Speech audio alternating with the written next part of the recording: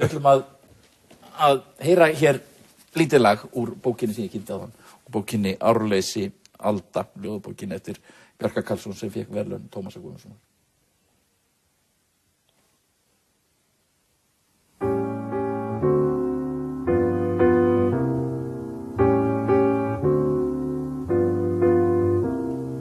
Ég ekki að skilja hvað í mér ég finn, þó að gruna þetta sinn, að þú sért að melda þig mjög hjá mér inn.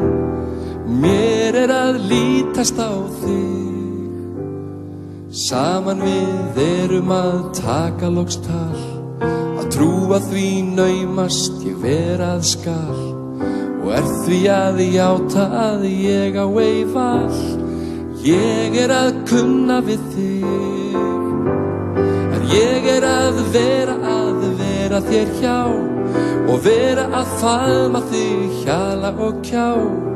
Ég loks að fatta hvað ég að spá, ég að elska þig.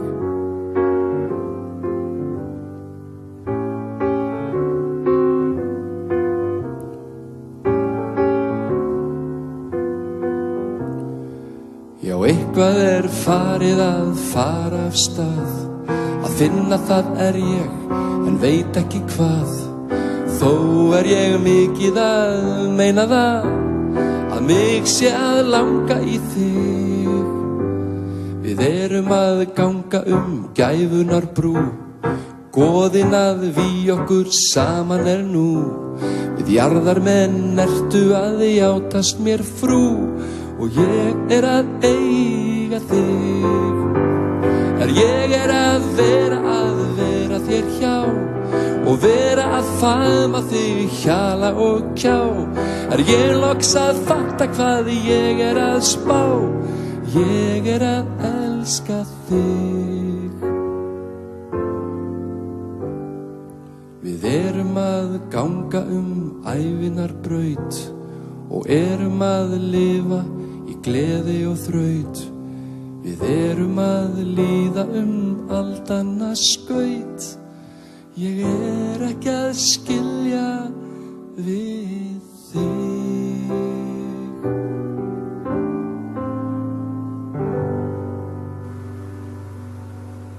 Já, þetta var Jón Ólafsson að flytja lag úr nýrri ljóðabók sem heitir Árleysi Alda, hún eftir Bjarka Karlsson. Þetta eru ljóð sem eru háttbundin, þau eru ort undir ýmsum bragarháttum og þetta fyndið, skemmtilegt og snjallt.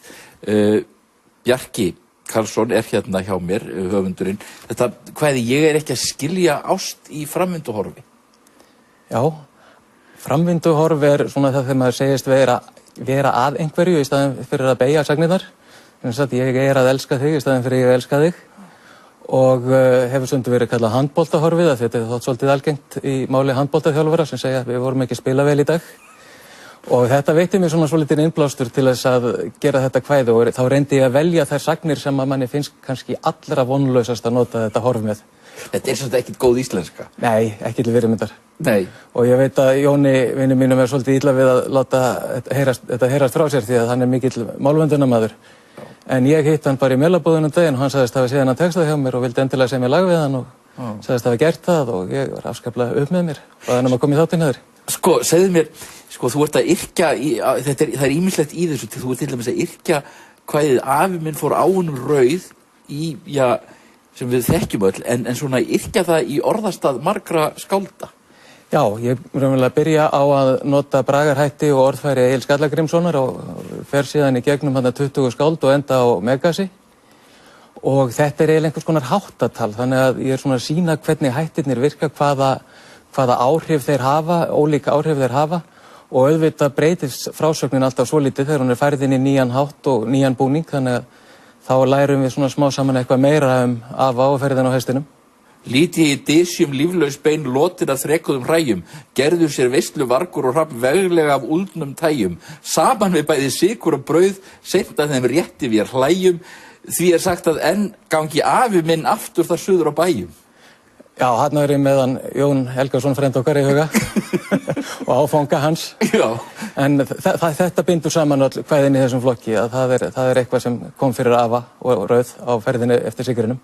Og svo ertu til dæmis að yrkja þarna limrur og meðal annars í orðastað Egils Skallagrímssonar. Já, ég raunverulega yrki upp höfuðlausn Egils og öll erindin úr henni sem limrur.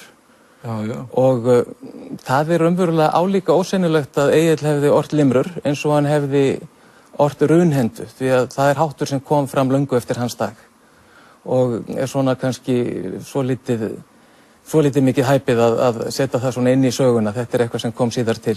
En fyrst að við höfum gert það og þetta er orðið partur af sögunni og arfinum, þá hlýtur að mig að leika sér aðeins með það. Limran er líka frá svipuðum slóðum og runhendan. En sko, þú líkir nú limrunni þarna í leiknum texta, líkir henni við lúpínuna. Já, því að hún er svona, er það ekki aðflutt ágeng tegund, en hún hefur aðlagast ágætlega. Við höfum fært hann inn í íslensku stuðlahefðinni eins og við gerum við alla hætti sem að hingað berast, nema helst japanska.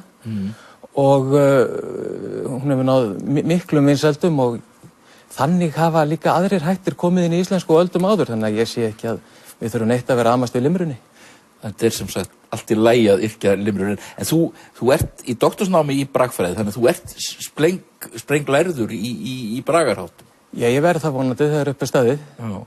En sem sagt þetta er doktorsnámi í íslenskri málfræði en ég nota bragarhætti og kveðskap sem heimild hljóðkerfisbreytingar. Þetta er náttúrulega svona gamansöm bók að mestu leyti. Já, jú, ég held að geta verið það. Já. Og þess vegna kannski var ég svolítið óviss um það hvort að þetta fengi nokkuð náð fyrir hugum dómnefndar. Ég held að þeir vildu kannski fá einhverja svona meiri einlægni eða samhengi frekar en eitthvað svona þar sem menn slá að létta strengi en það hefur greinilega ég verið á réttum tíma með þetta. Já, þú færð þarna verðlaun Tómasar Guðmundssonar. Svo er þarna kvæði sem er ort í mjög flóknum og erfiðum bragarhætti. Ég ætlaði að biðja að lesa þarna lokin í þessu. Segðu mér aðeins frá þessu kvæði.